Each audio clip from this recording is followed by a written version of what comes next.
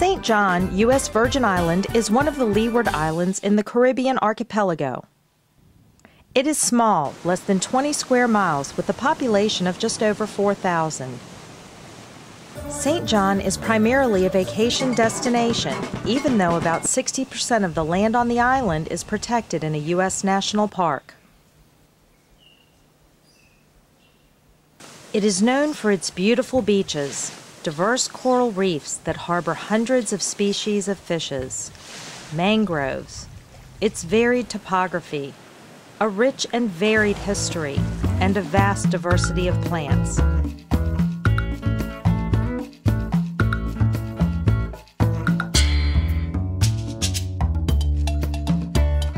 Dr. Gary Ray explains the biodiversity of plants on the island. There's about 650 native species on St. John. Puerto Rico and the U.S. Virgin Islands and the British Virgin Islands, with the exception of St. Croix, are all part of a continuous biogeographic region that only 10,000 years ago was only one island. How did the Aboriginal species survive on the islands? Well, the humans that were here pre-colonial or pre-Columbian certainly brought some plant species, food species, as well as fabric and medicines with them in their voyages. And they would introduce those to this island. Gnip, which is the little leathery drupe that is so popular these days, is an example of one of those food crops. Original inhabitants of the Caribbean islands were the Amerindians, Arawaks, and Tainos, who had good working knowledge of the animals and plants.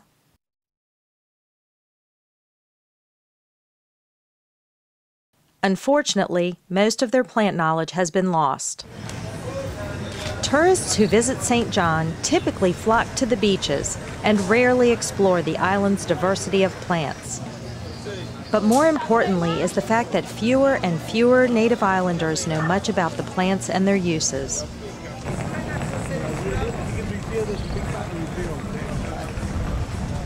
Let's explore some of the common plants and their uses on St. John, from the viewpoints of an Afro-West Indian native who is connected to the land and that of a botanical scientist on the island. Together, they have a combined knowledge of over 50 years. Or donkey eye. Lignum vitae. The kashachu. This is flamboyant. Also gave or cave as well. We call it mabi. It's soursop. And we call it kasha.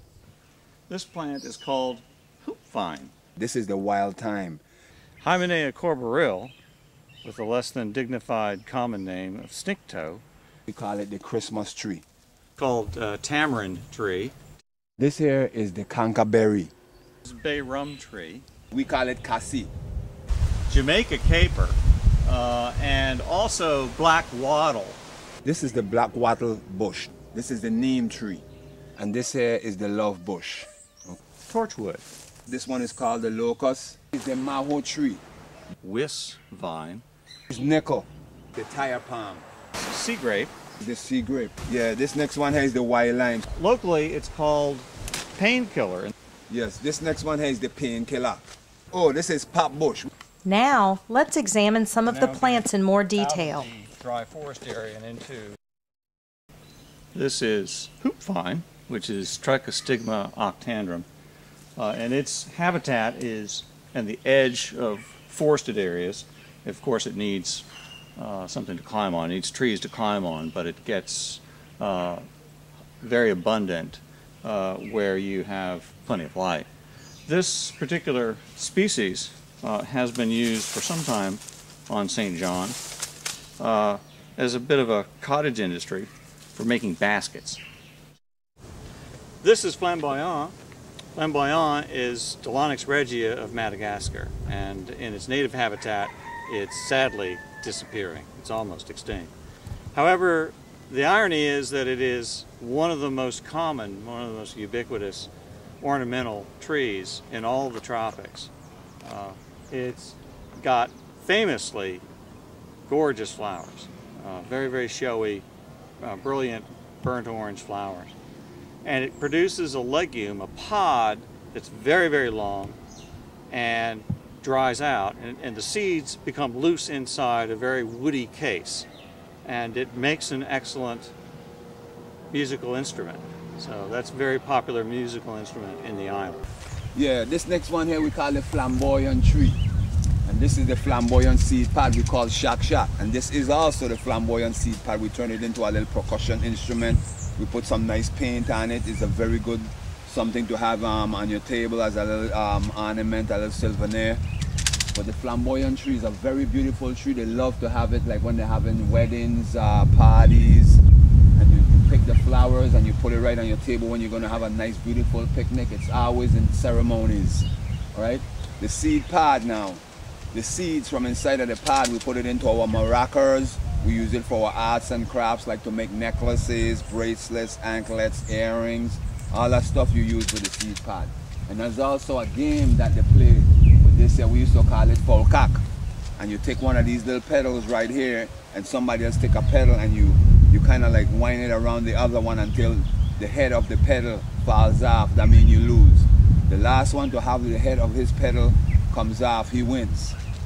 And this one here again is the flamboyant seed pod tree. This is a ganip tree.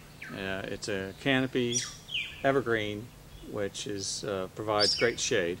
It was introduced, more than likely, from South America by Amerindians.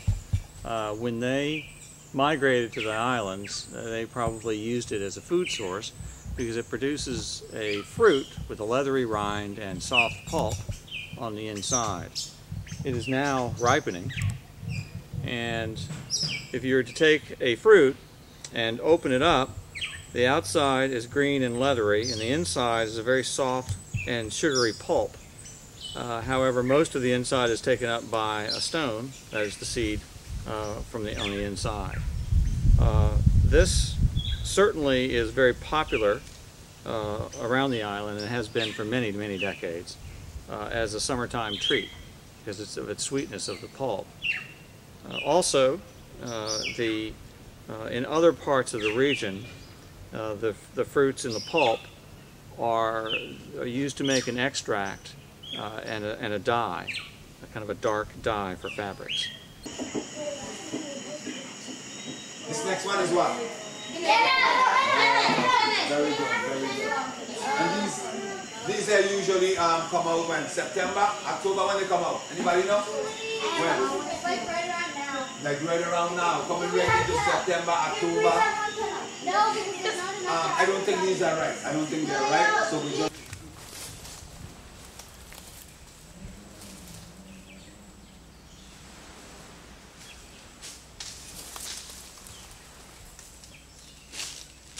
What do you have it, Tal? This is a coconut right here. I was just talking to you about the coconut. This is coconut and this is the husk. When you broke this open, this is what you're going to get.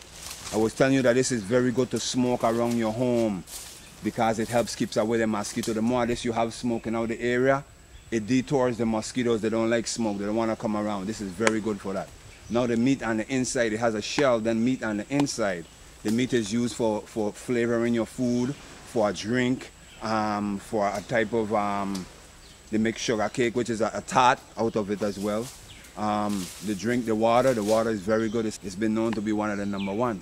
But coconut is a very good fruit. It also is used for craft, like for instance a bag, a utensil like to scrape the coconut. We also use the shell for that. We use it to make pendants. We use it to make little bowls, ashtrays, cups, you name it, spoons, fork, all that stuff we do with the coconut.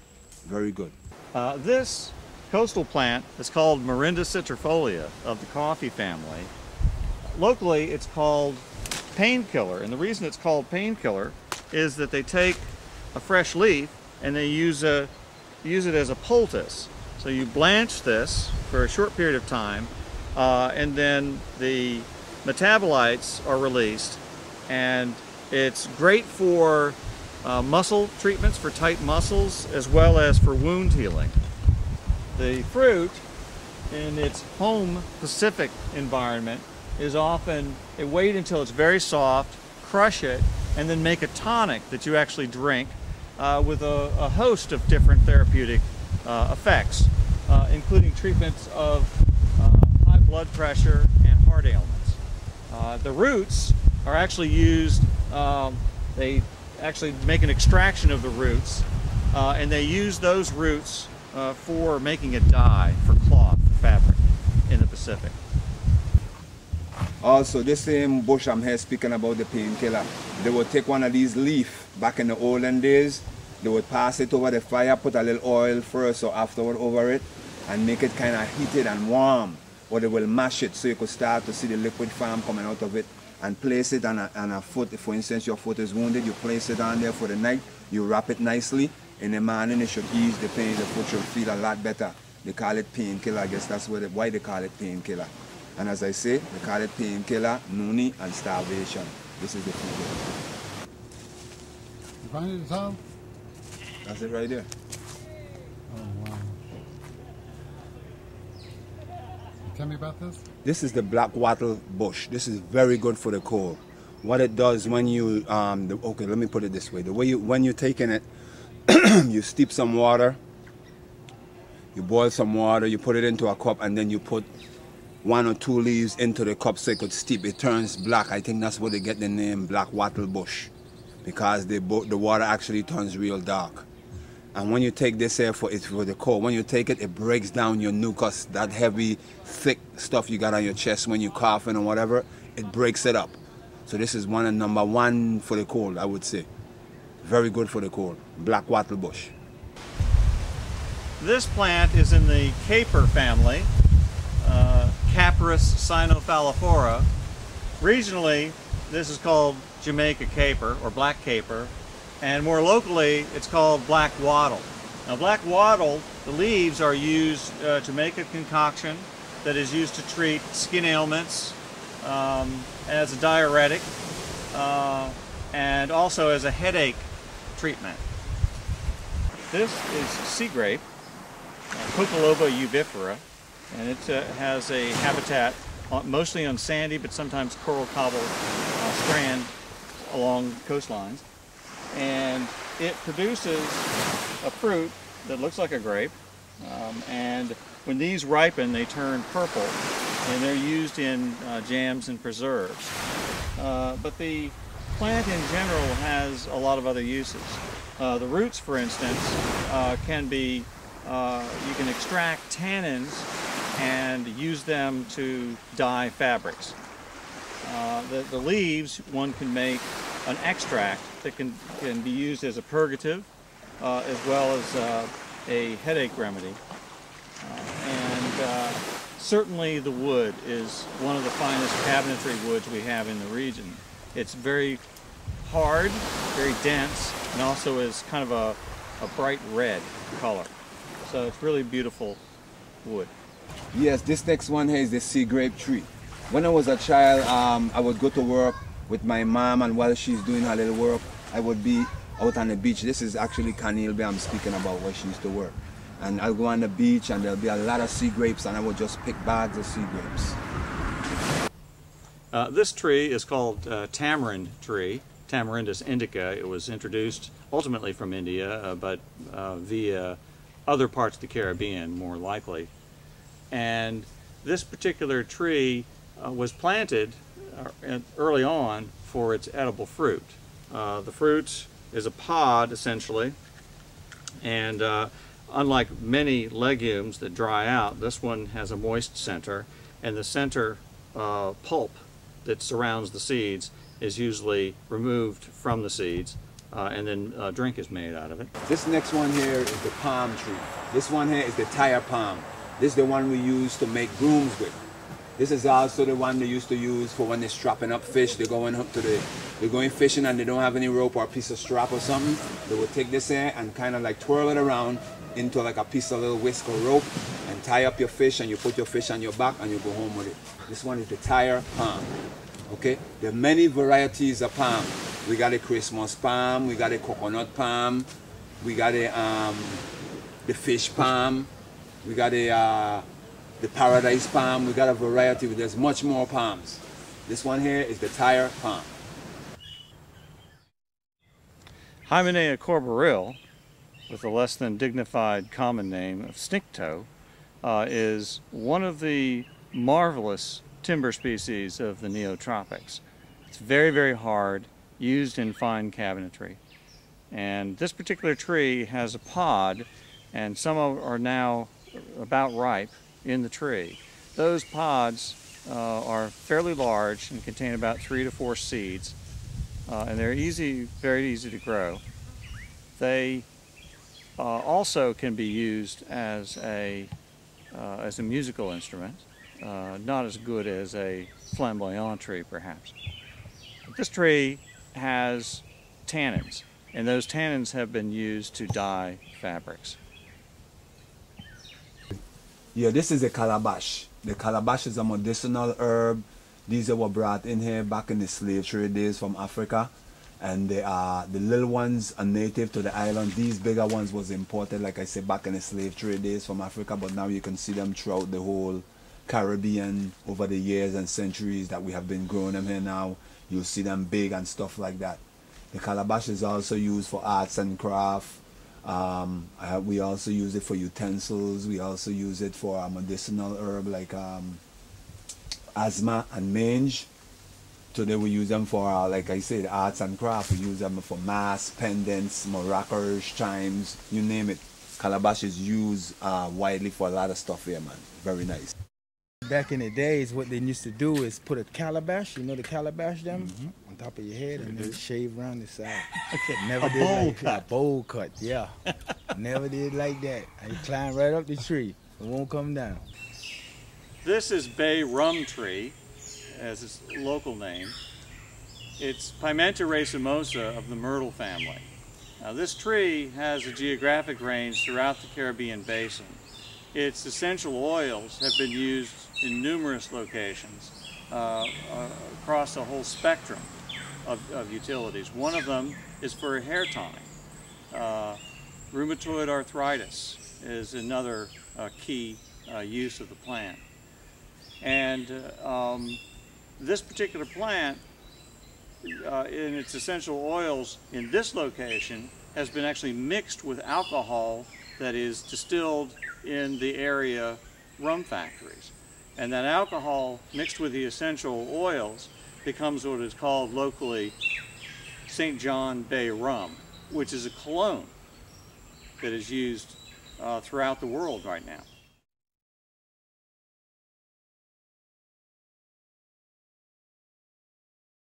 Charcoaling as late as the 1920s was substantial on St. John. Charcoaling was our lifeline. It was one of the industries in which every single person in St. John took part in making his living. We had the forests, we had the trees, we had the land, we had everything that was necessary to do the charcoaling commercially and for family use. And what the basket makers will do is they'll cut long pieces of this, dry it somewhat, strip the outer bark where necessary, and then use the thicker portions of that hoop to begin baskets. But it is the basis for a cottage industry that's very popular on St. John. Even though botanists know the plants and their many uses, the majority of island inhabitants do not. In fact, the number of Afro-West Indian natives who know the plants and their traditional uses can be counted on one hand. Let's examine what's happening to plant knowledge on the island.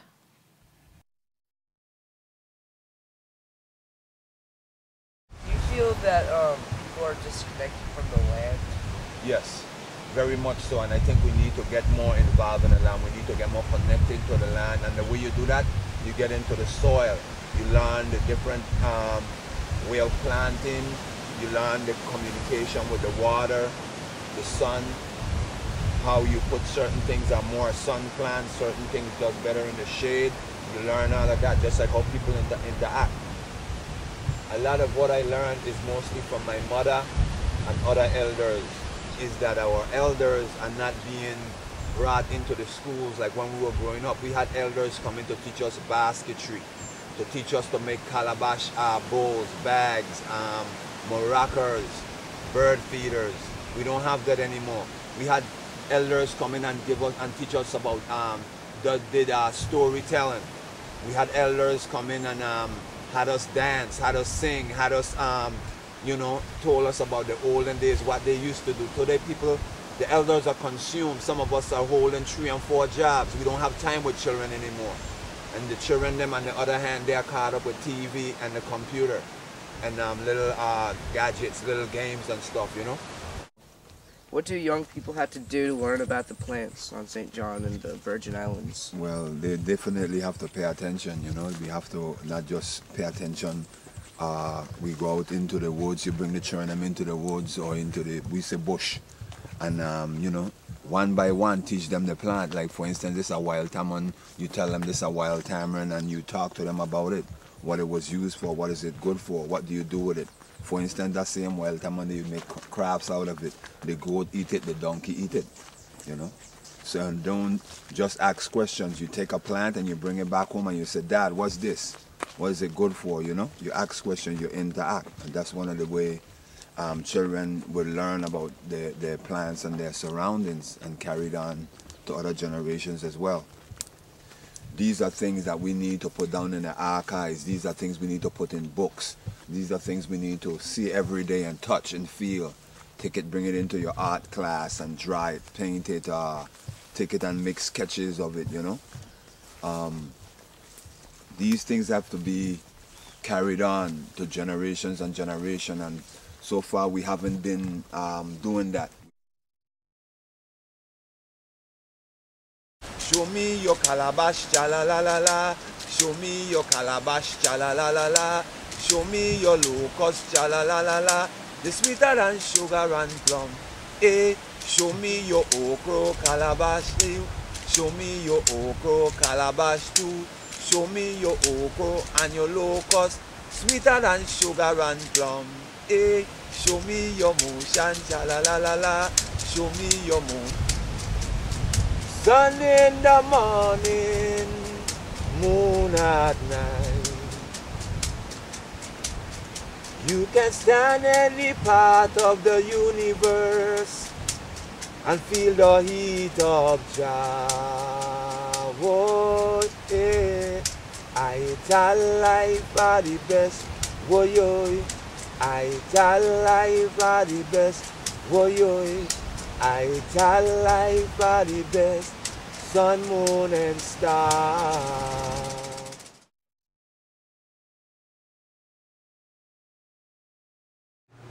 I think anything that comes along that line of saving for future generations is about the greatest thing we can do and talk about, because we who are going, and surely we are, when we go, they are the ones who have to carry on for us the things that we didn't complete.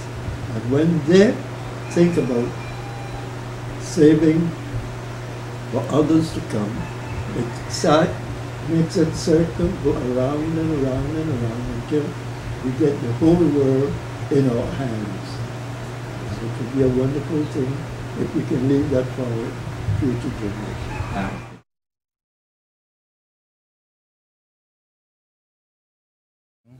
And I thank God for him, you know. It's a nice, yeah. Plants and how Plants and yeah, everything. Bush tea, anything you could think about. Yeah, he just taught me. Yep. The sugar apples and all of that as well. Sugar apples, custard apples, kenneps, tamarind, gooseberry, mango, everything. Great. From fishing to whatever. Yep. Yep, everything. Yep, I'm glad I was blessed enough to be raised by him, you know? Yes, yeah. Know a lot of things here today, you know? Oh, take him now. Mr. House, your donkey in the yard. and I want you take him out. He eat off me yam, eat off me okra, eat off me tamon, even eat off the kennep. Everything he eat, this donkey don't give up. Mr. House, I beg you come and get your donkey. Mr. House, your donkey in the yard, and I want you take him out.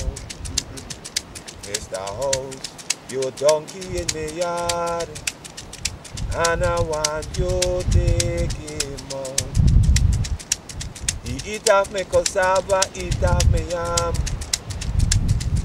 eat off the okra, eat off the dashing, he eat off everything. Now that's the end, Mr. House, your donkey in the yard, and I want you take him out. Papana, papana, Mr. House, your donkey in the yard, and I want you take him out. Pam pam pam pam pam pam. Yeah man.